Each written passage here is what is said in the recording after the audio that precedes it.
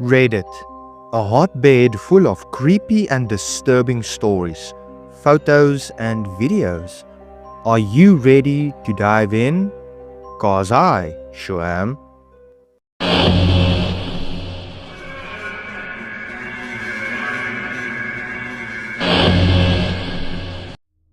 We will be starting off this video with an insanely creepy story I found on r/pics. The picture in question is a screen grab of a 4chan post. This post on 4chan was made roughly 15 years ago by the looks of it, and it's insanely unsettling. Couple of months ago, my friend's cousin, single mother, got a new cell phone. After a long day of work, she placed her phone down on the counter and started watching TV. Her son came to her and asked if he could play with her new phone. She told him to not call anyone or mess with text messages, and he agreed to do so. At around 11:20 p.m, when she was getting tired, she decided to tuck her son in and go to bed herself. She proceeded to his room to see that he wasn't there. She went to her room to find him sleeping on her bed with the phone in his hand. Browsing through the phone, she notices only minor changes such as a new background, banner, etc. And when she first saw it, she couldn't believe it. It was her son sleeping on her bed, but it was as if the picture was taken by someone else above him. It shows the left half of what seems to be an elderly woman's face.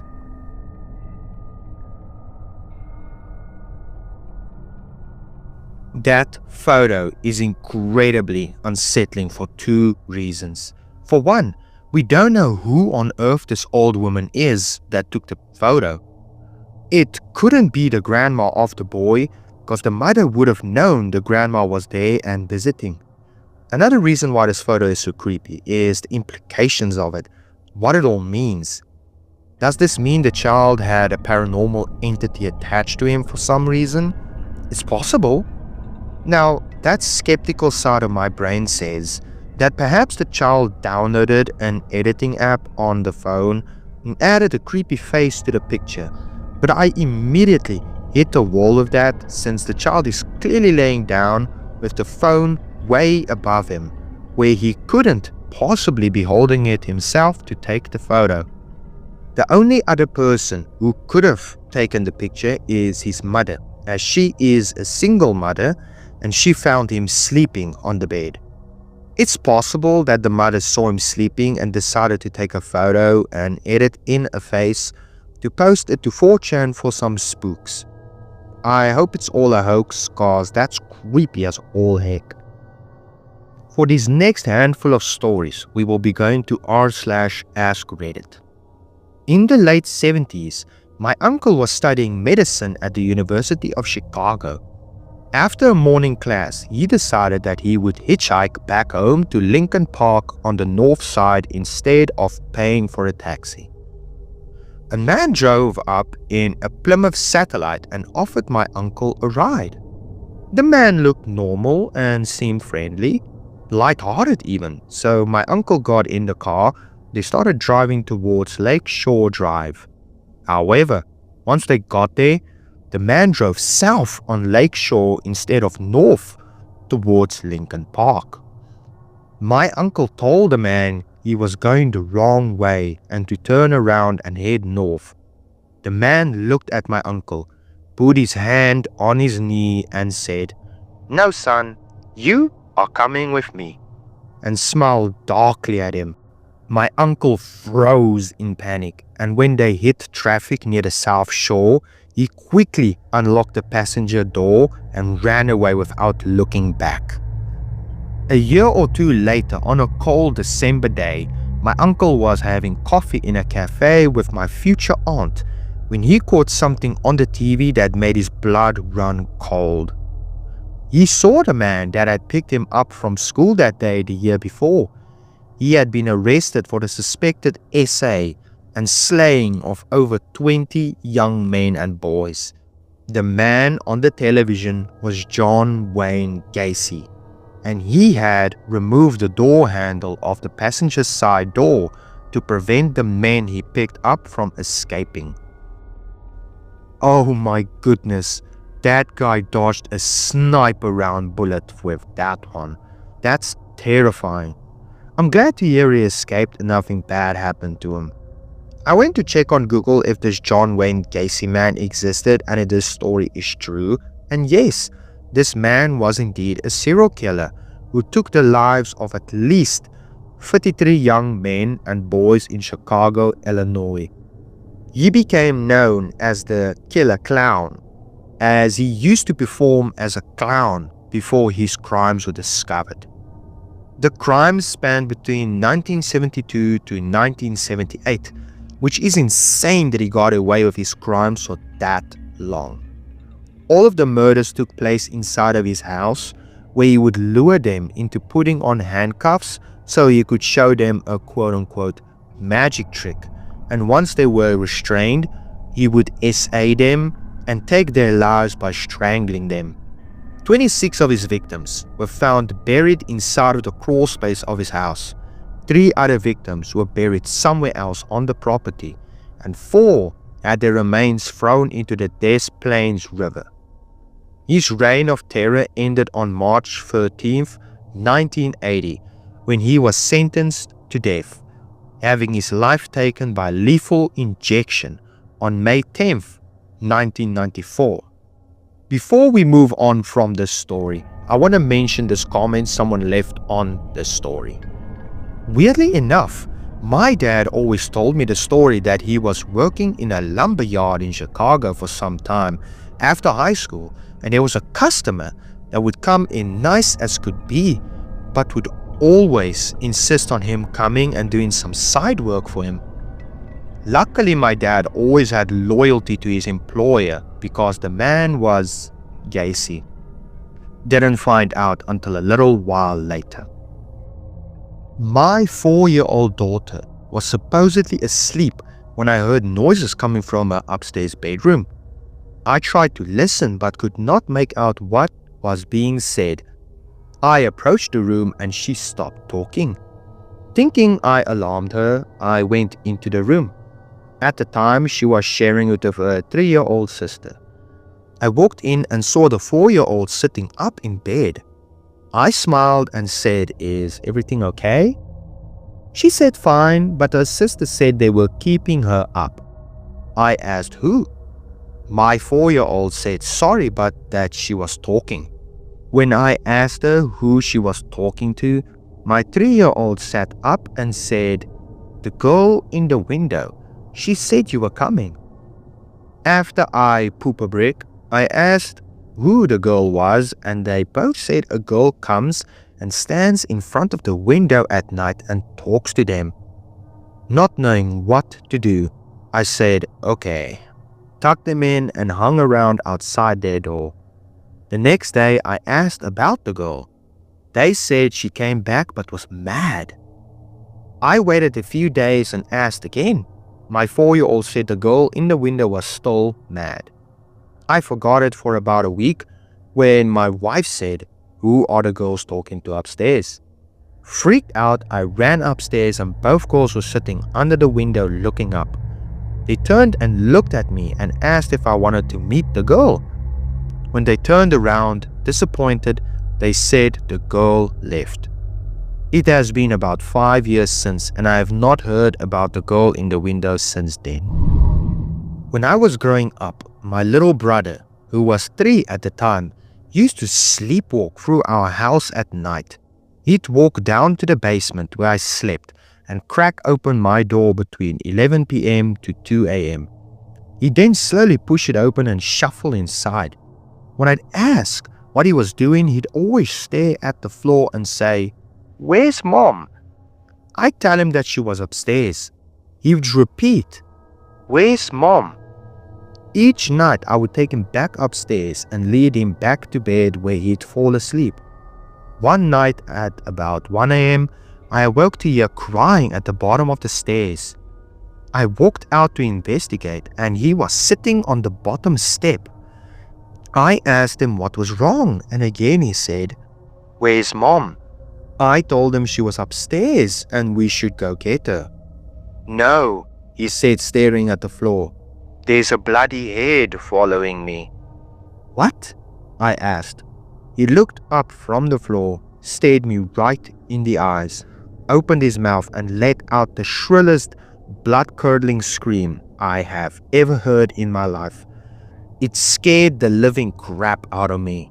It was so loud that the whole family got out of their beds to see what was going on. After that, I'd never ask him again what he was doing downstairs. I'd just take him immediately back to his room. I've been getting chills reading this topic, but this one took the cake for me. Mainly because I too have a little brother who used to sleepwalk when he was a kid. I lived downstairs while he lived upstairs, and he would always walk down to my room and open the door just the same. I remember one time I was upstairs late at night getting a drink from the kitchen when I heard my little brother talking down the hall. I stepped out of the kitchen to see what he was doing and found him standing at the sliding glass door right outside his door, with the door open, talking to what I assumed was himself. As I approached, I heard him say, "No, you can't come in here." Since I couldn't see well in the dark, I asked who he was talking to. He turned to me with his eyes half open and said he was talking to the man outside. Freaked me the frick out. I closed the door and put my little brother to bed, then went and hid under my covers for the rest of the night. Honestly, all of these ghost stories remind me of the Paranormal Activity movies where the child is in contact with a demon called Toby, and the children play with it and talks to it. It's insanely creepy and unsettling to see a child stand there talking to something you as the parent or sibling can't see. It's kind of like how it is with Pennywise, how the parents or adults in general can't see him because he only feeds off of the fears of children. One of my best buds from college was a geologist major that ended up becoming a ranger in the southeast US. Haven't spoken in years, as is the case with age, but I remember about 8 to 9 years back, he was telling me about an old married couple that he had recently helped out. He had seen them come to the park several days in a row and found out they were visiting from out west and they had gotten engaged there decades prior. They had been searching for a spot they'd taken pics of where he popped the question but were having trouble. After looking at the pics and figuring out roughly where they were trying to get to, he escorted them in his vehicle, then hiked with them to where he thought it would be. They found it, and he left them there and went back to his station at the entrance. He said he got a weird feeling once he got back and felt like he needed to wait to see them whenever they left. Well, once it came time to lock up at night, he still hadn't seen them leave, so he reported it, left his assistant to wait at the shack at the entrance and went back to where he left them. He found both of them laying down spooning along the bank of the river. Neither were alive. He called the cops, went through the 9 yards and went home. The police were able to disclose to him their identities, but weren't sure anything else initially. Later, he learned that the wife was terminally ill with cancer, and they ended their lives by ingesting some sort of chemical/pill combination medley. They just chose to do it where they had gotten engaged at. My bud wasn't torn up about it. He was obviously sad for about them passing away, but said that he thought they hadn't asked for help earlier because they didn't want anyone to think they helped ending their lives. This is so incredibly sad, as well as traumatic to encounter. Someone commented on this, saying that they heard another story of a lady and a guy who wanted to overdose on a substance together, but the lady ended up being the only one surviving. The guy I'm referring to, is Darby Crash, who was the lead vocalist for a punk rock band called Germs from 1976 to 1980. Crash had a crippling heroin addiction, which, along with live performance shows that frequently ended up with fights between the police and crowd, led to the band temporarily being disbanded in May of 1980. Crash traveled to Britain and was fascinated by the Adam and the Ants, a London-born band. Crash returned to the US and formed a short-lived band called the Darby Crash Band. That December in 1980, the band had a live performance with a jam-packed nightclub called Starwood in California. Unfortunately, 4 days later, Crash ended his own life by deliberately overdosing on heroin alongside a female friend of his named Casey Cola Hopkins. They made a pact to end their lives together in her mother's house. He ended up passing away, but Cassie survived. She came to in his lifeless arms. Some say he wanted to end his own life because he was gay and he feared that he wouldn't be accepted by others. Others say he ended his own life due to depression and his crippling heroin addiction. But I think the likely reason for his choice was probably due to depression, something everyone feels at some point in their lives. Him being a musician band vocalist would make this way worse, leading to him ending his life. I found this interview of Casey Cola. Take a look. Darby and I were like, we were really close friends. Darby, the best way to put it is that Darby protected me more than anybody else ever has in my life, and more than he ever did for anybody. He, one time we were walking into the Starwood and this girl said something, and it was like so like, I don't pay any attention to what people say anymore. And he was like a few steps behind me, and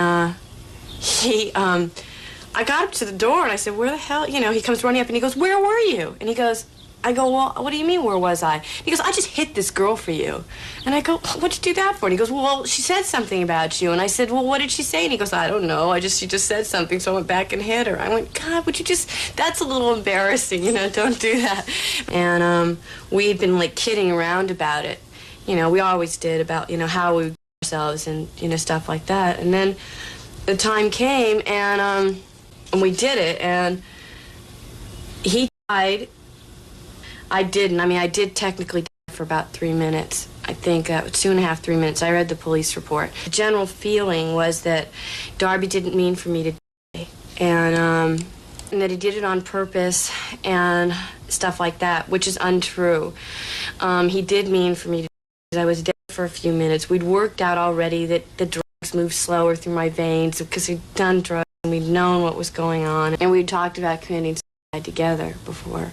But not in a serious way. But a lot of stuff you say isn't exactly always in like a heavy, serious, in bed kind of conversation. Some of it's just a conversation. And we both just looked at each other, and the night was just like so, it was just such a bad night. And once we left, we told people we're going to go kill ourselves, That's it. We said it like nobody believed us, but once that had been done, we were just like, going, and we got started and we were doing it. And people really have doubts about the fact of whether, we really thought we were going to die. People will swear to me that Darby doesn't think he was going to die, and I know for a fact that he wanted to die.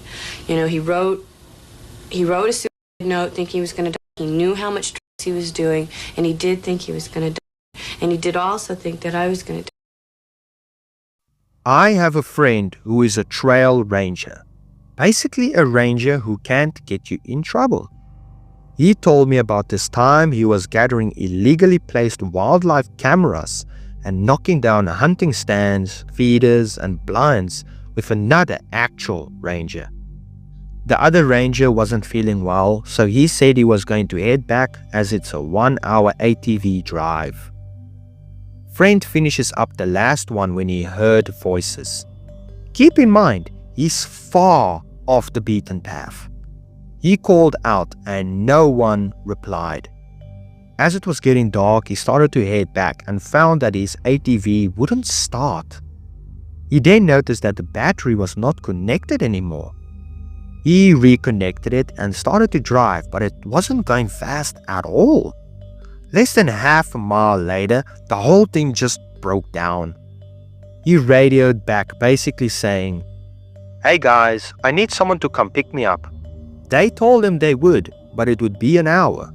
He asked if the other guy got back and they said no. He settled down and started a small fire, but before long, he heard voices again. It's dark. He's not happy. The voices sound like an argument now.